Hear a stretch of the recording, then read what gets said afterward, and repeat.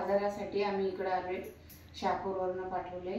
पण इकडचे डॉक्टर खूप चांगले आहेत आणि व्यवस्थित ट्रीटमेंट देतात। सिस्टर पण खूप चांगले आहेत, सगळी माणसं चांगली आहेत आणि आता खूप त्यांना बरं वाटतं व्यवस्थित। आता आम्ही घरी चाललोय। डॉक्टरांना सांगणार सिद्धिविनायक मध्ये जाणार ना, तेव्हा त्यांना सांगणार। बाहेर पण सांगू का इथे ट्रीटमेंट चांगली आहे।